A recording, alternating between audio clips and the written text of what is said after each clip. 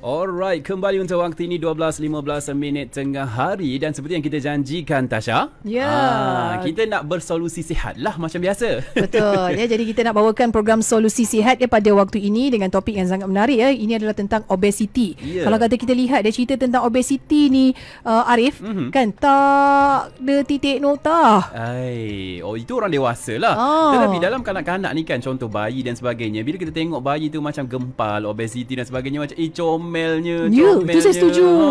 Kan jadi kesan terhadap kanak-kanak itu yang perlu kita fikirkan ya dalam kita nak cakap dia comel dan sebagainya. Sebab apa, kalau kita tengok kan, anak-anak ataupun kanak-kanak yang obes ni ada risiko kesihatan yang lain tau. Contohnya mereka juga boleh kena diabetes, penyakit jantung, stroke dan sebagainya lah. Baik, tapi kita nak tahu dengan lebih lanjut lah ya cerita. Hari ini kita nak bawakan topiknya henti obes anak obes. Ya, bersama-sama dengan waktu ini kita bersama-sama dengan doktor di studio, Dr. Muhammad Razin Hassan yang merupakan pakar perunding pembedahan pediatrik dari UITM Private Specialist Center UPSC. Assalamualaikum doktor. Waalaikumsalam warahmatullahi wabarakatuh. Baik, terima kasih doktor kerana bersama-sama dengan kami pada waktu ini di Santai Tengah Hari. Dan doktor, kita selalu dengar anak montel tadi kan. Arif cakap, Arif ni kecil-kecil tu montel. Saya dulu besar doktor. Jangan tanya berapa kilo, malu. Penimbang tak boleh baca macam tu kan. Tapi kita sukalah bila anak cabi-cabi kan, macam macam anak saya semua kurus. Jadi macam tu je orang tengok anak saya. Macam biasa-biasa je. Kalau anak comel ni macam orang suka kan. Terutama baby ya, kanak-kanak. Kalau yang kurus tu katanya kurang makan lah. Kalau anak yang berisi-berisi ni cukup zat, ini mak ayah bagus bagi makan. Kebiasaannya berlaku ya dalam masyarakat kita. Namun ramai ibu bapa yang tak sedar tentang kesan jangka masa panjang untuk anak-anak tersebut. Jadi bagaimana kita sebenarnya perlu sebagai ibu bapa ni perlu tahu apa sebenarnya bentuk badan ataupun berat badan yang sesuai untuk kanak-kanak mengikut usia mereka. Okey. Bismillahirrahmanirrahim. Assalamualaikum warahmatullahi wabarakatuh. Terima kasih kepada DJ Natasha, DJ Arif, juga penerbit Puan Syah. Saya ingin dijemput untuk bincangkan topik obesiti ni yang saya sendiri pun ada minat yang kita kata mendalam lah berkenaan dengan isu yang saya tengok bukan saja melibatkan masyarakat, yang saya tengok makin ketara, malah keluarga saya sendiri pun, saya dulu pun obes juga masa kecil. Itulah doktor layak makan apa doktor? Tak patut doktor comel. Mungkin tak layak sangat dekat pasal obes, ada lebih lah sikit. Tapi secara amnya kita apabila kita menilai obesiti ni, takrifan tu kita kena jelas lah apa maksud obes. Kalau kita gunakan istilah dewasa yang tak terpakai untuk anak-anak, obes dewasa ni kita katakan dia kategori pra-obesity, kita gunakan indeks BMI, Body Mass Index. Jadi Body Mass Index adalah nilai yang kita gunakan untuk mengatakan kategori orang ini adalah overweight, orang ataupun obes. Kalau dewasa kita menggunakan berat dibahagikan dengan tinggi dalam meter dan dikuasa duakan. Jadi normal index yang diterima adalah antara 23 hingga 27 dikatakan obes lah. Jadi kalau kita untuk dewasa dan 23 27 adalah overweight dan lebih pada 27.5 adalah obes. Itu untuk dewasa. Tapi kita lihat kanak-kanak, kenapa ini berbeza ya?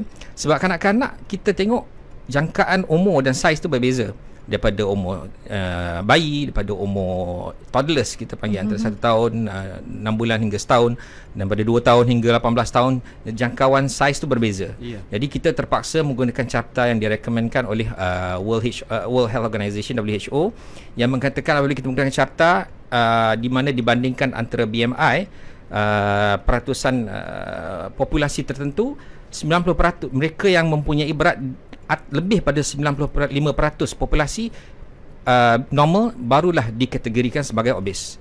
Jadi sekali lagi untuk penjelasan, kalau kita gunakan carta, mereka yang dikategorikan sebagai obes ni adalah kanak-kanak. Contoh kalau ada 100 orang dalam bilik dalam satu kawasan ini, 95% antara berat A hingga Z, A hingga X. Jadi yang 5% sahaja yang punya berat yang lebih atas daripada kategori tersebut barulah dikategorikan sebagai obes. Jadi bila kita nak kata anak-anak comel, tembam semua ni kan, nak kata yang mana kita nak bezakan yang mana satu yang sihat, yang mana satu yang obes, mana satu yang comel. Jadi kita pun suka tengok, memang saya pun suka tengok bayi-bayi tembam. Kita katakan orang kita guna bahasa berlapik, kita panggil sihatnya anak dia, sihatnya pandai mak kasih makan. Sedangkan anak ni sudah bermasalah. Jadi inilah very penting, selain daripada petanda, yang pertama sekali sebagai pakar perubatan ataupun pengamal perubatan, dia akan melihat BMI anak-anak tersebut.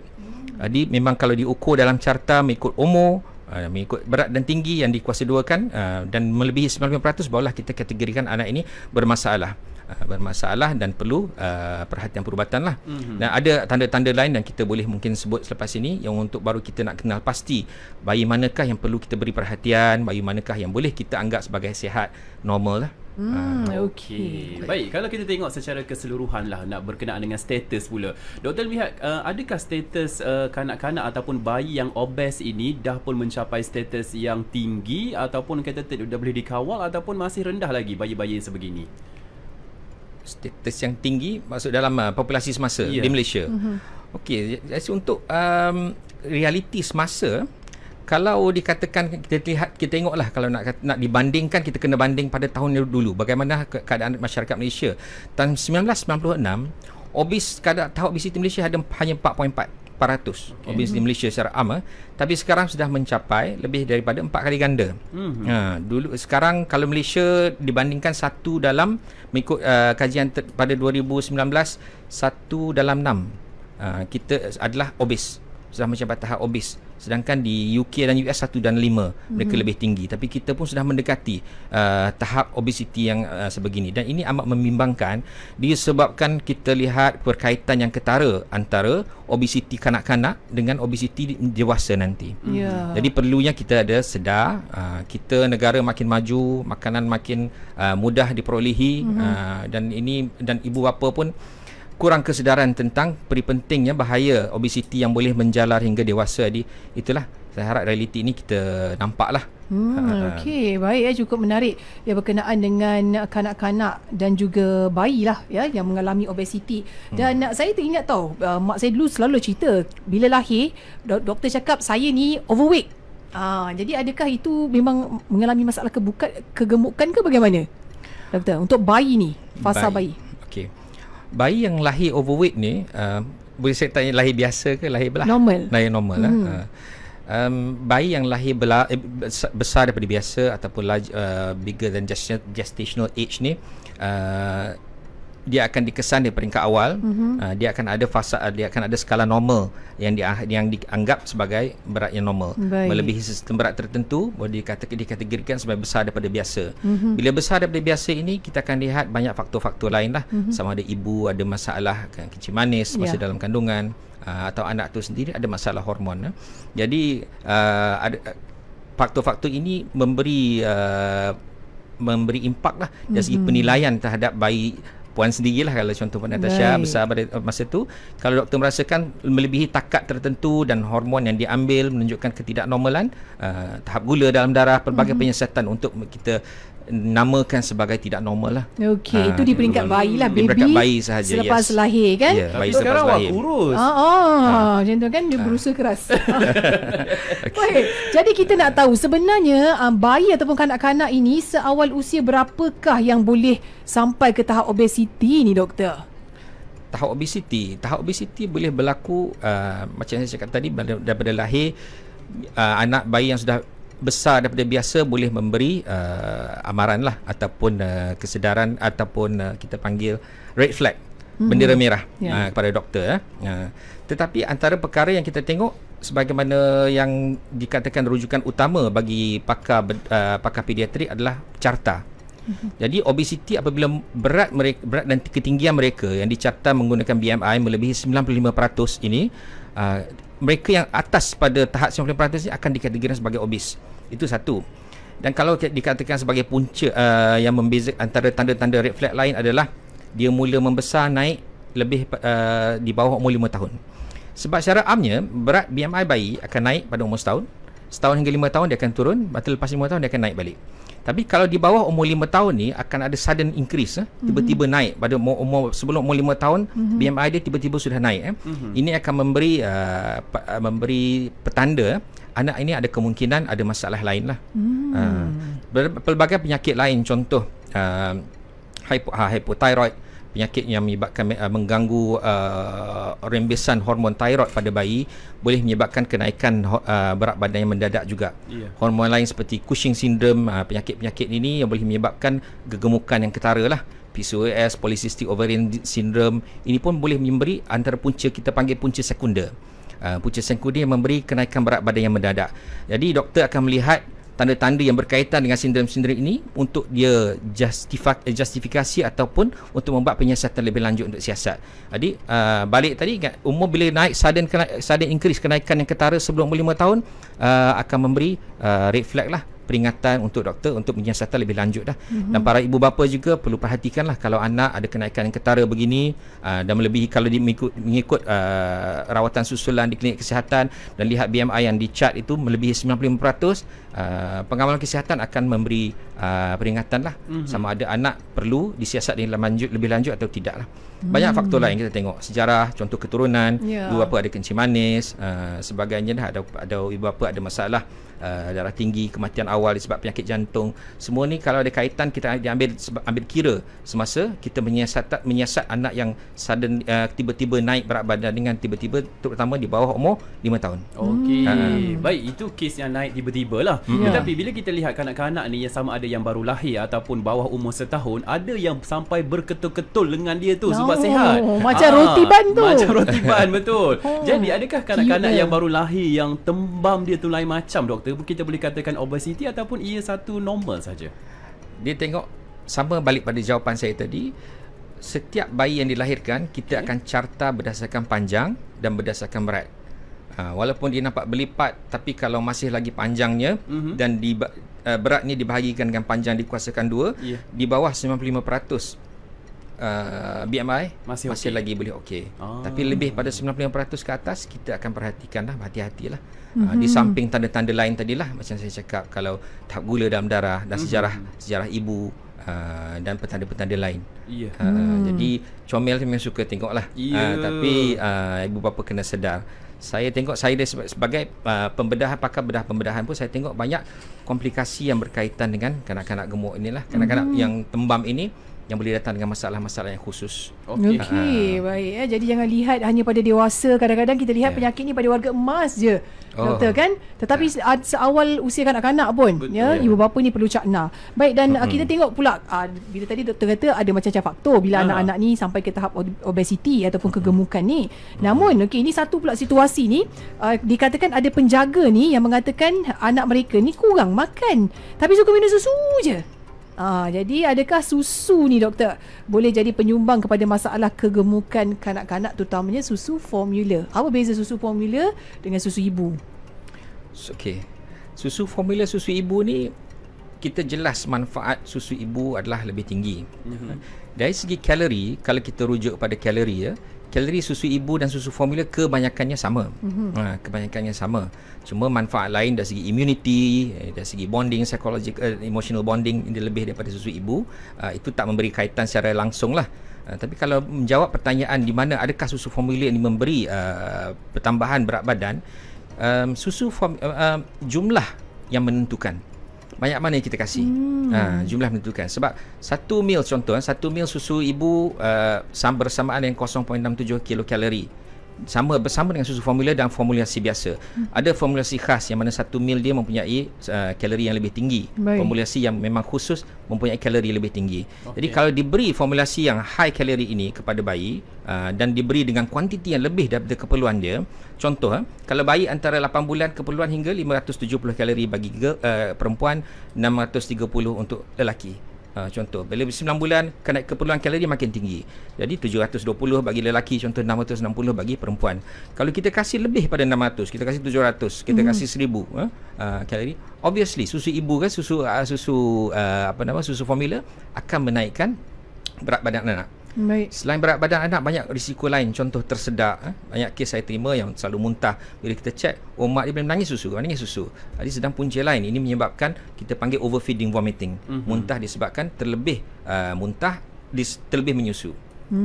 Jadi balik tadi, memang formula milk, kalau ikut formulasi yang biasa, jumlah yang sama, tapi kalau mempengaruhi kalori adalah lebih dipengaruhi oleh jumlah kalori dan jumlah yang diberi.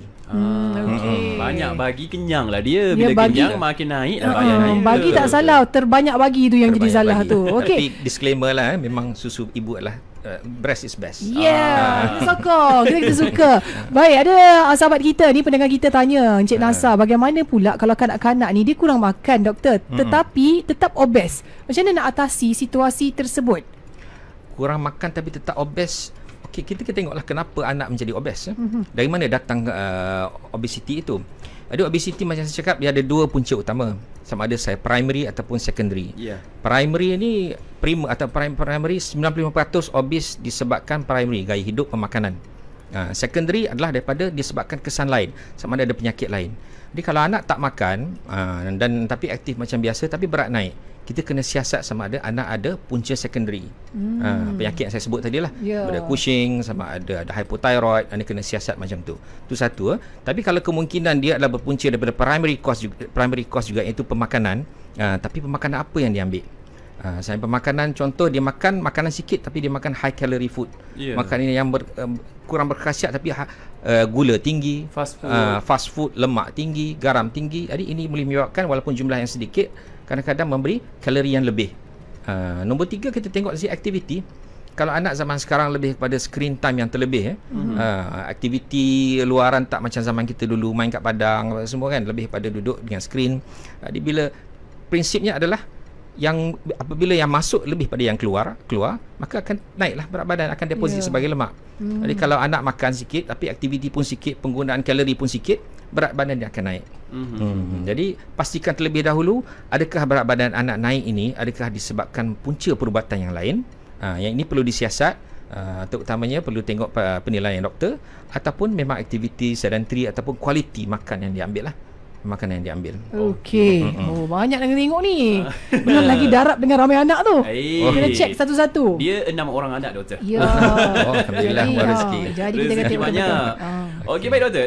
Tadi doktor ada sentuh, maksudnya antara cara untuk kita kenal pasti kanak-kanak ataupun anak kita ni obes adalah dengan BMI. Kita check BMI mereka, okey kita okey, lebih ataupun kurang dan sebagainya. Tetapi adakah risiko-risiko ataupun petunjuk lain yang mana menterjemahkan mereka ini obes? Seperti mana contoh kanak-kanak 5-6 tahun, masa tu tidur dah berdengkur dah.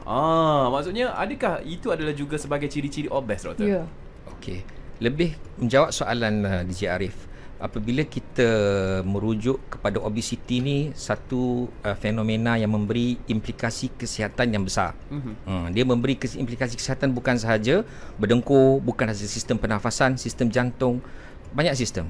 Jadi sebab itulah, jadi antara yang Arif sebut tadi adalah di mana anak berdengkur apabila dia kebetulan dia obes. Jadi di antara kesan obesiti ini apabila lemak terdapat banyak di kawasan pernafasan. Di kawasan pernafasan, jadi dia akan jadi berlipat lah. Kita bukan berlipat perut saja. Di kawasan aliran saluran pernafasan akan menjadi sempit disebabkan lemak. Jadi dalam bila anak tidur dan keadaan rehat, aliran udara ini akan menyebabkan getaran dan berdengkur dia kuat. Dan dia ada satu fenomena yang khusus ada dalam obesiti, kita panggil obstructive sleep apnea, di mana sedang tidur pernafasan boleh berhenti. Ini adalah keadaan yang serius dan khusus melibatkan anak yang obes dan sembuh apabila anak hilang berat badan.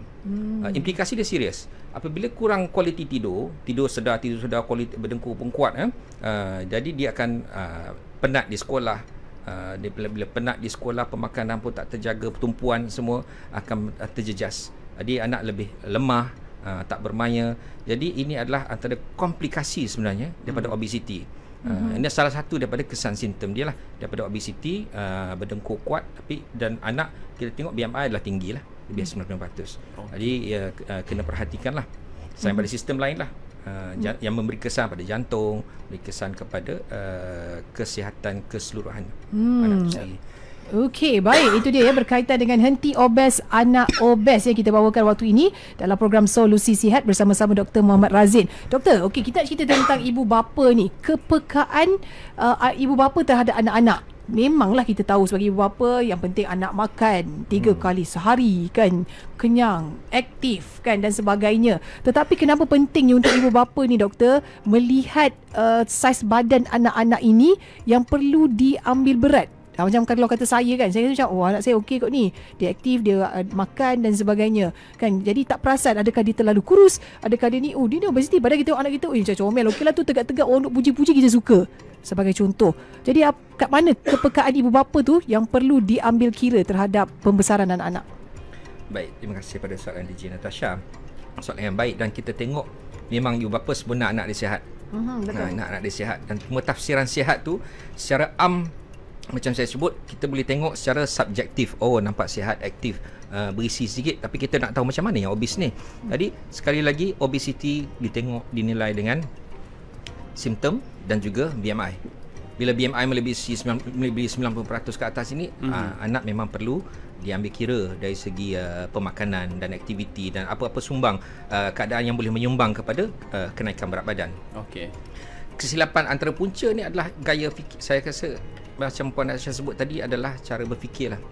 Cara berfikir kita kena betulkan. Ibu bapa, atuk, nenek, keluarga, masyarakat tengok anak sihat, kita ni orang Melayu, kita guna bahasa kasih sayang kita adalah makan. Betul. Dah makan belum? Kalau atuk nenek lagilah. Saya setuju. Dah makan belum? Anak lepas makan nak tanya makan pagi nak makan, tengah makan tengah hari nak makan apa? Asal jumpa malam, makan. Jumpa makan. Lepas tu doktor ni pandangan peribadi lah. Saya tengok macam saya sendirilah. Kalau tengok makan lagi mewah, kita tak tahu makanan tu sihat ataupun tak sihat, kita tak pandai tentang perkara tersebut. Kan ya. Jadi kita bagi yang penting ni makanan berlemak, anak suka kari, bagi kari kan ya, tak suka sayur, tak payah bagi sayur. Jadi kita kurang terdedah dengan situasi tentang jenis-jenis makanan sihat ni. Orang kita tadi, bab kata doktor tadi. Kan ya. Okey. Tapi bab kata awak juga, maksudnya pemakanan yang diberikan menjadi satu penilaian penting juga untuk kita pastikan apa yang kita bagi tu sihat, dan apa yang kita bagi tu tidaklah orang kata memaksa mereka makan dan juga tidaklah mendorong kepada kenaikan badan mereka. Sebab apa kadang-kadang kita ni macam terikut style orang dulu lah kita kata. Contoh macam mak kita dah ajar kita macam tu, saya pun dah ajar anak saya gini, umpamanya sedemikian. Ambil contoh diri sendiri malah lebih selamat. Doktor bagaimana? Okey. Menjawab soalan berkenaan pemakanan yang mana mahal itu bagus ke tadi? Banyak, maksudnya kita ni, kalau orang kita ni dia tak tengok yang ni makanan ni tinggi kalori, yang ini tinggi lemak, tinggi gula. Yang penting mewah. Makanan penuh atas meja. Tak tu habis sayang. pinggan kena marah. Betul. Tak makan lagi kena marah. Betul. Saya tengok budaya ni kalau kat Saudi, kalau di Arab tu, kalau habis tu dia marah, dia kecil hati. Dia kena banyak, dia kena banyak tak habis, bagus. Sebab kita kasih cukup makan untuk tetamu. Faham. Itu budaya, ada ni cultural, bukan Nabi ajar. Betul, budaya. Nabi ajar kalau makan kita bagi 3. Separuh, 1/3 makan, 1/3 air, 1/3 angin. Dan segi anatomi pun sebenarnya itu adalah sangat baik. Di mana kalau penuh semua, kita nak bernafas pun susah. Setuju? Dan ini menyebabkan reflux banyak benda. Jadi ingat tu Arif. Jadi kualiti pemakanan, pertama sekali ibu bapa kalau nak rujuk kepada piramid makanan lah. Itu kalau nak paling mudah tengok piramid makanan. Apa yang anak boleh makan banyak, apa yang boleh kena makan sikit, apa yang makan yang boleh makan ikut dengan selamat lah. Jadi kita kena faham satu pemahaman masalah masyarakat, pemahaman dari segi gula. Dia tak faham gula ni hanya air manis je.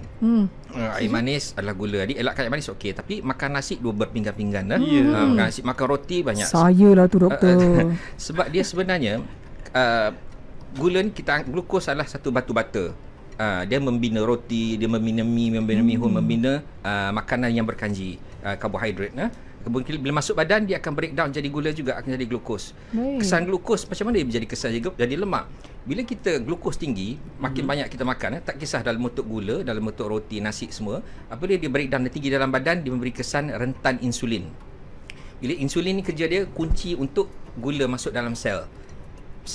Jadi badan kita gunakan glukos, kan? Jadi kalau kunci dia dah banyak sangat, tak boleh nak handle, dia tak boleh nak masuk. Jadi sel akan rasa macam tak ada gula, jadi dia akan simpan lemak. Jadi bila gula tinggi dalam badan dan insulin sudah jadi resistant, dia tak boleh nak masukkan gula dalam sel, jadi badan akan simpan lemak. Dan juga dia boleh merangsang kepada hormon kita panggil leptin, yang mana dia rasa tak kenyang. Bila gula insulin tinggi, dia tak lepas, tak puas makan. Jadi kita bila tak puas makan tak puas sebab gula tinggi. Dan insulin pun kita panggil resistant. Ini menyebabkan kitaran ni berkitar dan anak menjadi obes pun develop kencing manis dan komplikasi berkaitan lah. Jadi kenal pasti harga bukan penentu untuk makanan yang berkualiti. Kajian yang dibuat di 2019 di rumah kos rendah, bahan kos rendah oleh UNHCR mendapati malnutrisi di kalangan rumah-rumah kos rendah bukan sahaja malnutrisi dari segi kurang zat, kurang pembesaran, tapi terlebih obes. Kenapa penduduk di kos rendah mempunyai masalah obes? Ini kerana makanan yang berkalori tinggi, berkualiti rendah, lebih mudah didapati. Murah pula tu. Murah Dan pula. murah. Yang Ya. bermakna murah. Jadi ini kena ibu bapa perlu memahami konsep kalori dalam makanan dan lebih bijak memilih. Tak semestinya makanan yang berkualiti itu mahal. Contoh, kalau kita perlukan protein, protein kalau ayam mahal, ikan ada. Kalau ikan mahal, telur ada. Telur mahal, kita makan soya, taufu. Tahu macam Jawa suka makan tempe. High in protein kan, high in protein. Protein penting untuk pembesaran. Jadi kalau nasi, yalah nasi memang kita kena makan nasi. Alternatif tak semestinya. Kalau ada yang tak kata anak tak makan nasi, tak apa. Kasih dalam bentuk lain, macam roti, segi pasta. Orang putih tak pernah makan nasi pun. Spaghetti, pasta semuanya. Boleh lah. Boleh je. Masalah. Tapi dengan kuantiti yang seimbang dan pemilihan. Tak semestinya menggunakan kos, tapi kena pasti apa yang anak perlu dan kena pasti banyak mana kalori yang diperlukan oleh anak-anak. Jangan anggap kuantiti adalah penentu untuk kebahagiaan anak lah. Lebih dari kualiti. Kita kena ajar. Yang penting ibu bapa yang paling penting untuk menentukan dan mencegah obesiti lah. Okey. Jadi cukup menarik ni bila doktor dah sentuh tentang kuantiti tu tadi. Kualiti kena pergi dulu sebelum kuantiti. Tapi anak ni dia anak dah obesiti ni doktor. Dia kata tak cukup. Mama nak lagi lah. Nak lagi. Anak ni kesian budak kejam. Tak bagi anak makan. Macam mana ni doktor nak handle situasi ni? Situasi ibu bapa kena bertegas. Kalau ibu bapa sayang anak ibu bapa kena faham. Anak yang dilayan nafsu dia ni kalau sayang anak, dia akan membesar. 50% anak yang obes masa kecil akan bergelut dengan obesiti sampai dewasa. Kalau sayang anak, kena cari alternatif untuk bagaimana anak cepat kenyang. Portion suku-suku separuh. Kalau boleh, suku-suku separuh adalah antara yang portion berkesan. Saya sendiri makan antaranya, saya obes macam saya cakap kan. Kita amalkan kurang dari segi pemakanan karbohidrat. Suku adalah suku serat, buah-buahan, suku protein, separuh sayur, suku protein, suku nasi. Ia terbaik. Portion control. Perut kita umpama getah. Bila kita selalu makan dengan kuantiti yang banyak, dia akan sentiasa perlukan kuantiti yang banyak lah. Kalau kita dah mula kita makan yang sikit, besarkan saiz perut kita. Yes. So ajar anak untuk makan mana yang lebih cepat mengenyangkan. Contoh, serat banyak, sayur, banyakkan kuantiti sayur, dia cepat kenyang. Makan buah dahulu, dia cepat kenyang. Jadi ini akan mengurangkan dia untuk terus makan dan makan perlahan. Jangan makan depan iPad, jangan makan depan phone. Masalah sekarang, makan dia distracted, dia tak fokus makanan dia. Dia pun tengok nak lagi.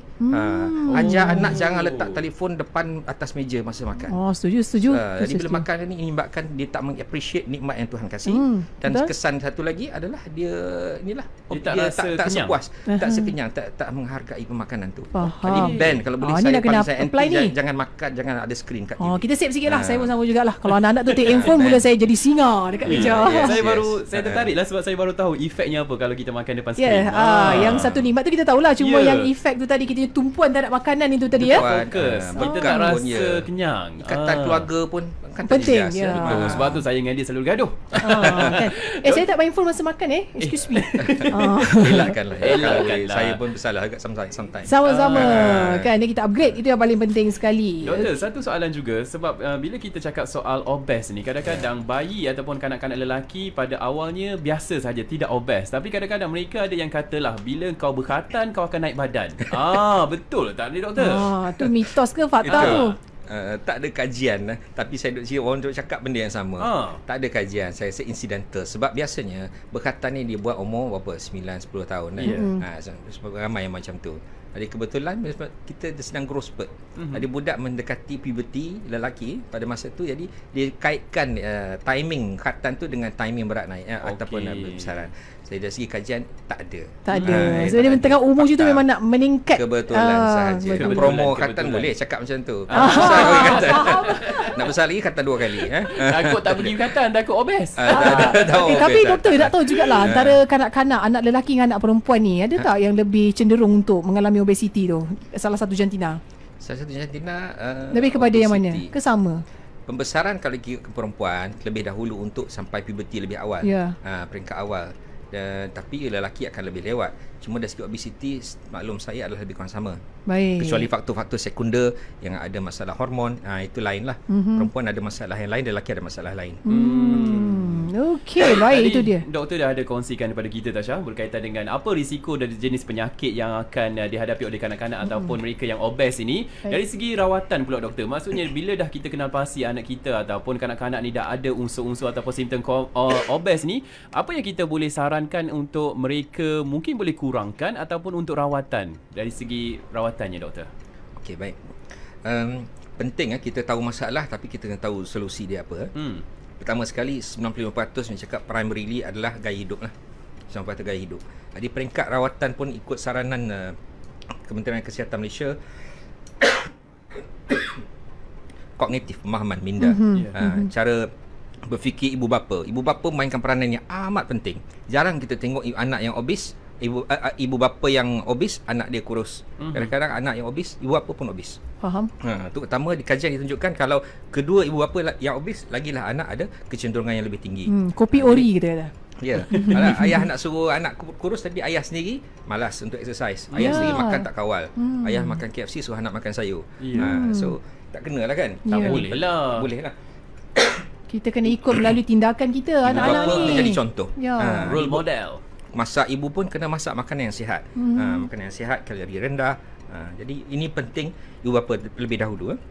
Rawatan apabila kita dapat atasi masalah pemahaman dari segi mitos dan dari segi konsep dalam diri, disiplin diri dalam keluarga, kalau masih lagi gagal, boleh kita berpindah pada option lain.